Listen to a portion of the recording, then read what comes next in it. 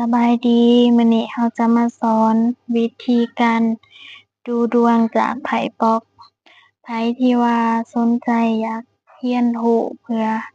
เก็บเป็นความรู้หรือเป็นวิชาอาชีพเสริมก็ได้เนาะแต่ก่อนอื่นต้องเบิ่งคลิปนี้ให้จบก่อนเพราะว่าคลิปนี้เราจะมาสอนแต่ขั้นพื้นฐานก่อนเหมาะสำหรับคนที่กำลังเริ่มต้น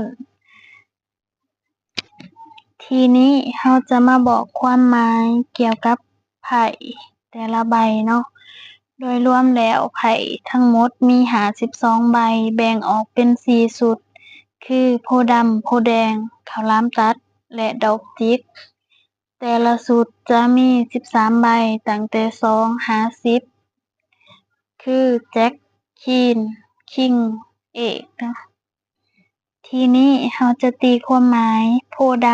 ำ มักเกี่ยวข้องกับความโศกหาย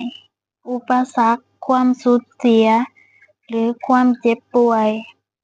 โพธิ์แดงมักเกี่ยวข้องกับความรัก ความสัมพันธ์ ความสุข ความโชคดีข้าวหลามตัดมักเกี่ยวข้องกับเรื่องเงินทอง การงาน ธุรกิจ และความสำเร็จ ดอกจิกมักเกี่ยวข้องกับการเดินทางและความเขาเอิ้นว่าการสื่อสารข่าวสารการเปลี่ยนแปลงทีนี้เราจะมาบอกความหมายของตัวเลขเนาะ1หรือว่าเอกเนาะจุดเริ่มต้นโอกาสใหม่ความเป็นไปได้เลข2ความสัมพันธ์ความร่วมมือการตัดสินใจเลข3การเติบโตความคิดสร้างสรรค์การแสดงออกเลข4ความมั่นคงความมั่นใจความเป็นระเบียบเลข5การเปลี่ยนแปลงความท้าทายการผจญภัยเลข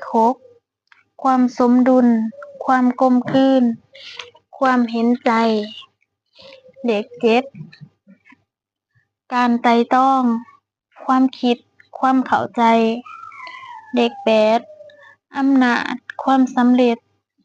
ความควบคุมหรือว่าการควบคุมเนาะเลข9ความสำเร็จความสมบูรณ์ความสุข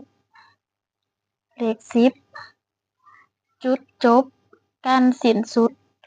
การเปลี่ยนแปลงครั้งยิ่งใหญ่เนาะ